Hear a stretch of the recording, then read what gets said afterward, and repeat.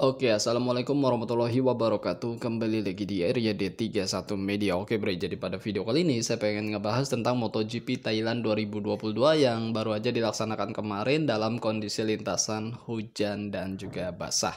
Ya, saya di sini mungkin lebih tepatnya pengen mensoroti seorang Johann Zarco, pembalap asal Prancis yang menggunakan nomor 5 di tim Pramac Ducati, dan banyak penonton MotoGP itu yang merasa ya Johann Zarco itu gak serius buat untuk membalap Pecco Bagnaia untuk mengambil alih posisi 3, padahal dia mungkin memiliki race pace kecepatan yang cukup mumpuni ataupun lebih bagus dari Pecco Bagnaia untuk bisa meraih podium 3. Dan setelah balapan usai dia ditanya tentang hal demikian, kenapa ketika dia mensalip Marc Marquez itu dengan mudahnya gitu kan, tapi ketika Pecco Bagnaia di depan dia tuh kayak udah stuck, nggak kayak malah lebih lambat gitu kan. Dan kayaknya sebenarnya dia punya tenaga ataupun punya kecepatan untuk bisa mengovertake, tapi seperti kayak ada suatu tembok yang menghalangi untuk tidak harus membalap atau menyalip Pecco Bagnaia.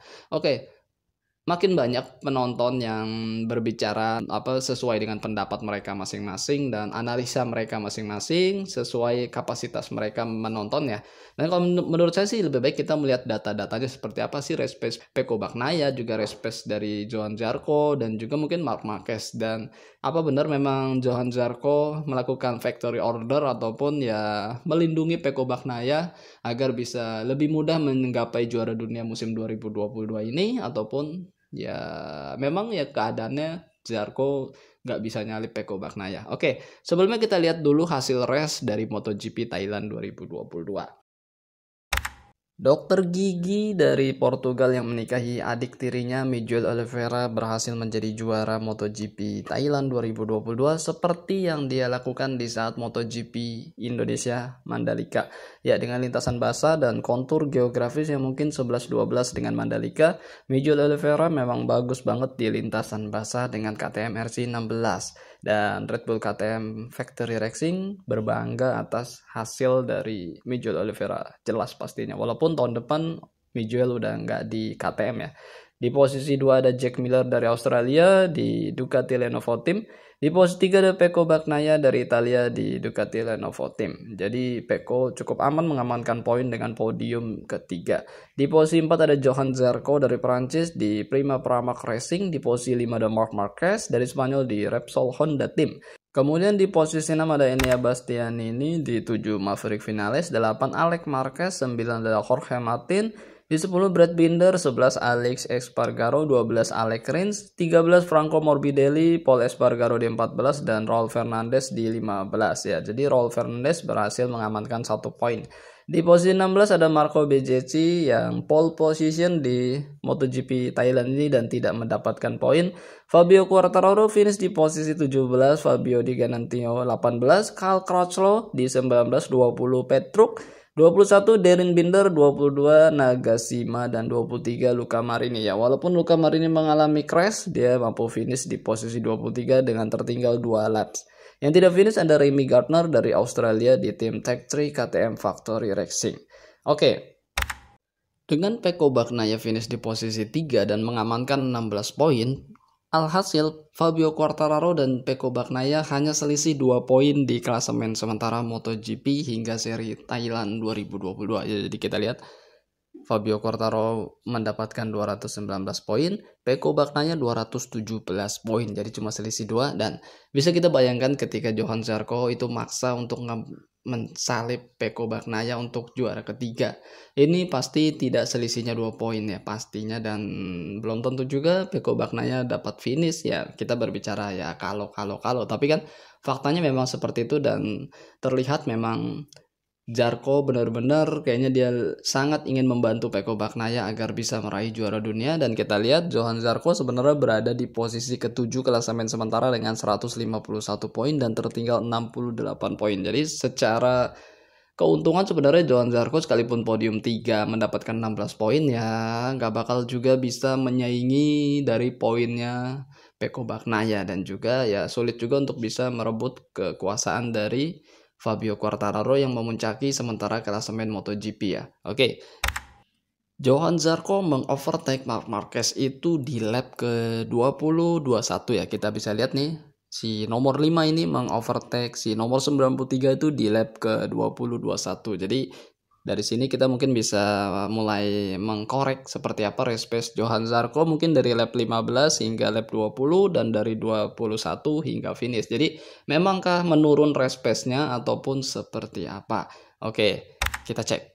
Johan Zarco di lap 11 hingga lap ke-19 itu konsisten mencetak under 1 menit 40, lebih tepatnya 1 menit 39 detik sekian-sekian. Hanya di lap ke-14 dia mencetak 1 menit 40 detik sekian. Jadi karena memang itu dia sepertinya sedang bertarung untuk mengovertake pembalap di depannya.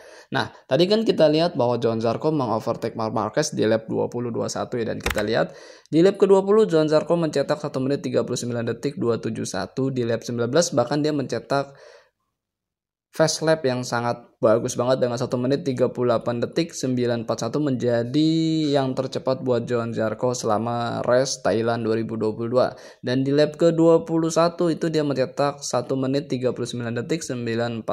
Artinya ada penurunan itu cukup besar ya. Yang sebelumnya di lap 20 dia bisa 1 menit 39 271, tiba-tiba di lap ke-21 setelah dia mengovertake Marc Marquez itu race pace-nya menurun dengan 1 menit 39 detik 941 ya. Ini cukup ya, dia berarti melambat ya dibandingkan race lap sebelumnya. Dan di lap 22 1 menit 39896, lap 23 turun lagi, bahkan lap 24 25 itu alias last lap itu lebih pelan lagi dengan 1 menit 40-an detik. Ini cukup menggambarkan bahwa Johan Zarco sebenarnya memang dia melambat ataupun lambat ketika di belakang Pecco Bagnaia dibanding di saat dia berada di belakangnya Marc Marquez yang dia bisa sangat cepat, bahkan bisa sampai 1 menit 38 detikan. Dan ini ya, data ini cukup menggambarkan bahwa Johan Zarco berhati-hati banget ketika berada di belakang Pecco Bagnaia dan tidak berniat untuk mengovertake Pecco Bagnaia sebenarnya. Dan ini adalah data race pace dari Marc Marquez di saat MotoGP Thailand. Kita lihat baru mulai lap 12 Marc Marquez bisa mencetak 1 menit 39 detik sekian-sekian hingga seterusnya. Jadi memang terlihat Marc Marquez sebenarnya cukup kesulitan di race kali ini untuk bisa mencetak lebih cepat lagi lap time-nya, karena memang ya kondisi lintasan yang basah dan juga mungkin ya memang sudah segitu aja kemampuan dari Honda RC213V dan juga kondisi Marc Marquez sendiri yang baru lagi mengikuti MotoGP 2022, sebelumnya absen karena dia harus pemulihan cedera dia. Oke bro, ini data race pace dari Pecco Bagnaia. Kita lihat memang tidak terlalu konsisten dan kadang-kadang ya memang 1 menit 39 detik, kadang-kadang 1 menit 40 detik, dan wajar aja ketika lap 15 hingga lap ke-20 itu Marc Marquez bisa memperkecil gapnya dengan Pecco Bagnaia, dan ya sudah sangat dekat banget lah. Kalau kita nonton kan itu bagaimana ketika ada momen-momen Marc Marquez sangat dekat dengan Pecco Bagnaia, dan berharap banget mungkin pendukung Marc Marquez untuk bisa dia mengovertake Pecco Bagnaia dan bisa naik podium di sana, podium 3 lah paling nggak, karena memang posisi 1, posisi 2 udah cukup jauh.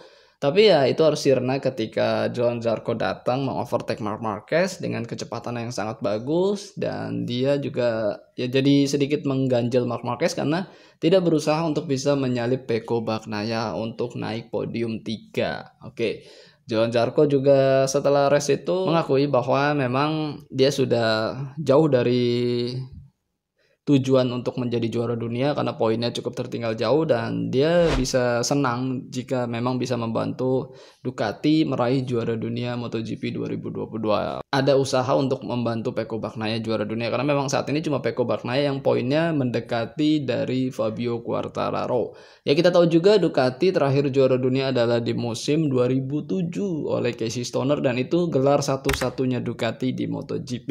Ya, gelar satu-satunya sepanjang sejarah Grand Prix kelas Premier atau kelas tertinggi diadakan, dan Ducati cuma punya satu gelar itu aja.